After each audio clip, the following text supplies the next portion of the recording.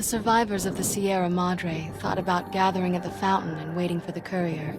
In the end, the caller's silence made them uneasy, and the fear of turning on each other made them hesitate and leave the goodbyes unspoken.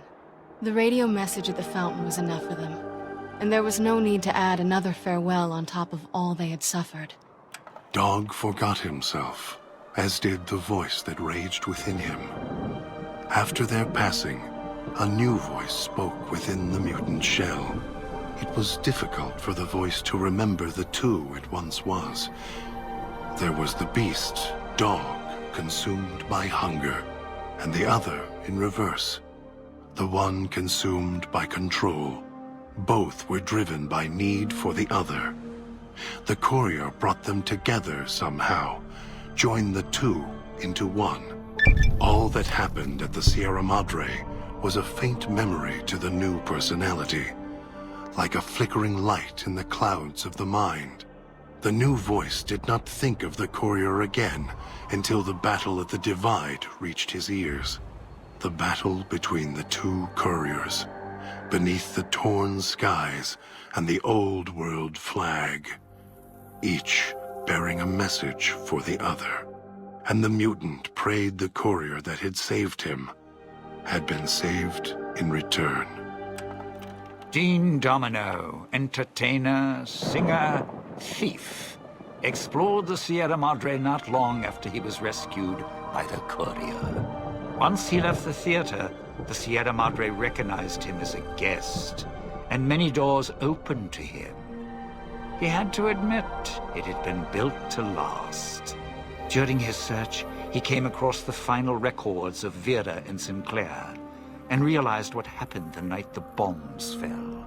He felt strangely sad for a moment, and he had no idea why. Shrugging it off, his mind turned instead to where the courier had come from. Vegas still survived, out there in the Mojave. Its sights, sounds, and casinos, ripe for the taking. So, giving the Sierra Madre one last nod and a wink, he set off beyond the cloud to begin again. Christine, her mission complete, found new purpose as the Sierra Madre's warden. She watched over it silently, by choice. Over time, the ghost people came to see her as one of the holograms. They would watch, silently, as she walked among them.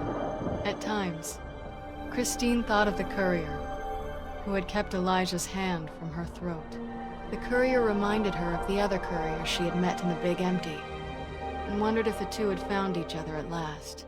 She did not think of them again until she heard the legends of the Divide.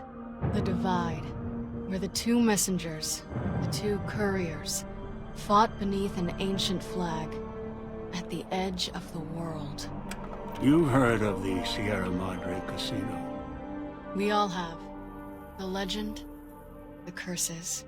Some foolishness about it lying in the middle of a city of dead. A city of ghosts. Beneath a blood-red cloud. A bright, shining monument, reaching out, luring treasure hunters to their doom. An illusion. A promise that you can change your fortunes.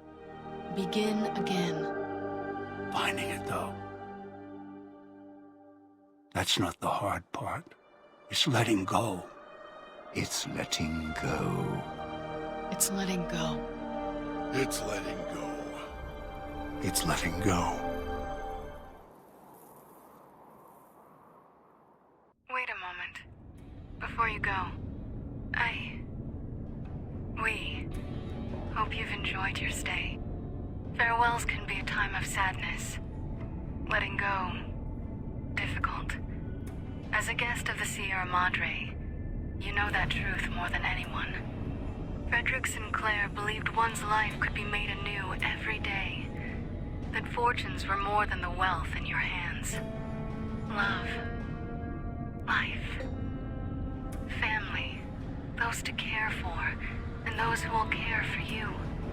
To those who know these joys, the Sierra Madre holds little they don't already have. Out in the world, beyond these walls. That is your chance to begin again. I hope you'll return in happier times. Until then, the Sierra Madre and I will hold you in our hearts.